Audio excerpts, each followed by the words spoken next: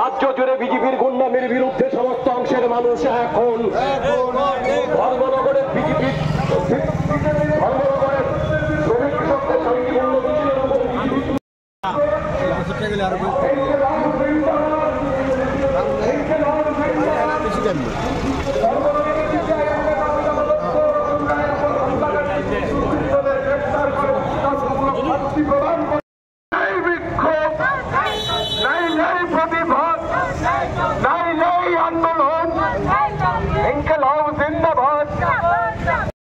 হামলা কেন জবাব চাই, জবাব দাও।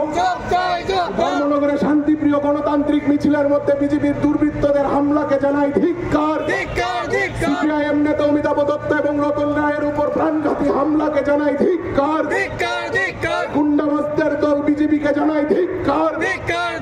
ইনকিলাব জিন্দাবাদ, ইনকিলাব জিন্দাবাদ। সিপিআইএম এর মিছিলে হামলা করে সিপিআইএম কে রুখা যায় না, যাবে না। সিপিআইএম এর মিছিলে হামলা করে সিপিআইএম এর লড়াই সংগ্রামকে রোখা যায় না, যাবে না। সিপিআইএম এর মিছিলে হামলা করে সিপিআইএম এর মতাদর্শকে কর্মসূচি এটা রাজ্যবাসী সবাই জানে। বিজেপি সরকার একটা স্বৈরাচারী সরকার এবং টোটালি ফ্যাসিস্ট গভর্নমেন্ট, এবং আমরা এটাকে নয়া ফ্যাসিস্ট আখ্যা দিয়েছি। তার প্রতিফলন ঘটছে। রাজ্যের যে কোনো জায়গায় কর্মসূচিগুলো আক্রান্ত হচ্ছে, নানাভাবে ডিস্টার্ব করছে, এবং সর্বশেষ দৃষ্টান্ত হতো গিয়ে লক্ষ্য করা গেছে ধর্মনগরে আমাদের পার্টির রাজ্য সম্পাদক মণ্ডলীর সদস্য, মহকুমা সম্পাদক অমিতাভ দত্ত এবং রতন রায় মারাত্মকভাবে আক্রান্ত হয়ে জিবি হাসপাতালে চিকিৎসাধীন অবস্থায় আছে।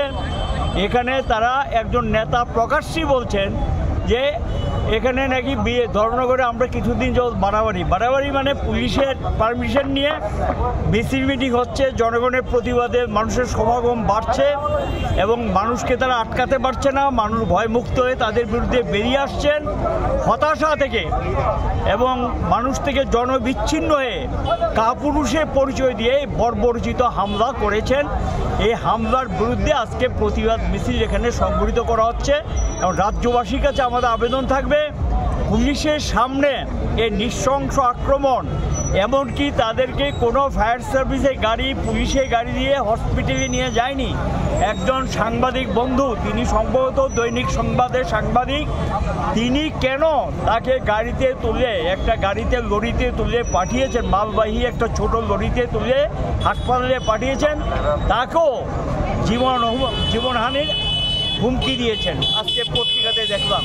কাজেই সরকার কতটুকু বর্বরতা, কতটুকু নৃশংস হয়েছে, কোন জায়গায় সরকার চলে গেছে এবং তার বাহিনীগুলো চলে গেছে, এটা রাজ্যবাসী দেখছেন। এটার বিরুদ্ধে এসব করে যদি আমাদেরকে ঘরে ঢুকিয়ে দেবেন ভাবেন মূর্খের স্বর্গে বাস করছেন। আমরা রাস্তায় আছি, রাস্তায় দখলে রাখবো এবং রাস্তায় বেরোবো। কত রক্ত তারা নিতে পারে নিক, অনেক রক্ত কমিউনিস্টরা আগেও নিয়েছে, এখনও নিচ্ছে, এবং প্রতিটা রক্তের বিনিময়ে মানুষ আরও বেশি সোচ্চার হবেন, আরও বেশি প্রতিবাদে সামিল হবেন। এবং এই সরকার এই ধরনের দৃষ্টিভঙ্গি নিয়ে যদি বেশি দিন চলতে থাকেন, মানুষই এটাকে ঘুরে দাঁড়াবে এবং রুখে দেবেন। এই বিশ্বাস এবং আস্থা রাজ্যবাসীর প্রতি আমাদের আছে। এই কর্মসূচি হিসেবেই আমরা আজকে প্রতিবাদ কর্মসূচি হিসেবে রাস্তায় বেরিয়ে জনগণের কাছে আমরা এপিল জানাবো, এবং তার সঙ্গে বলবো এখনও সময় আছে। এই ঘটনার সঙ্গে যারা যুক্ত তাদেরকে গ্রেপ্তার করুক, তাদের শাস্তির ব্যবস্থা করুক। যদি সরকারের সততা বলতে কিছু থেকে থাকে, সততা তো নেই, দুর্নীতিগ্রস্ত সরকার, কিন্তু সামান্যতম জনগণের প্রতি যদি দায়বদ্ধতা থাকে, লজ্জা শরম কিছু যদি থেকে থাকে, তাহলে গ্রেপ্তার করুক এবং তাদেরকে দৃষ্টান্তমূলক শাস্তির ব্যবস্থা করুক। মুখ্যমন্ত্রীর উদ্দেশ্যে কি বলবেন? মুখ্যমন্ত্রী তো তিনি জানেন, এবং উনিই তো রাজ্যের স্বরাষ্ট্রমন্ত্রী, ওনার প্রশ্নই এগুলো হচ্ছে। উনি রাজনৈতিক ব্যবস্থা নিতেন, পুলিশ উনিই চালান, পুলিশের সামনে ঘটনাগুলো সংঘটিত হচ্ছে, তিনি তো ঘটনার নিন্দা করেননি। একজন প্রাক্তন বিধায়ক, তিনি আক্রান্ত হলেন, নিন্দাটা তো করতে পারতেন, কোনো কথা তো ওনার মুখে শুনিনি। কাজে ওনার ভূমিকাও লক্ষ্য করা যাচ্ছে এই সমস্ত বিষয়গুলিকে হয়তো বা প্রশ্রয় দিচ্ছেন। এটা ভালো লক্ষণ না, এবং এটা করে বেশি দিন টিকে থাকা যায় না।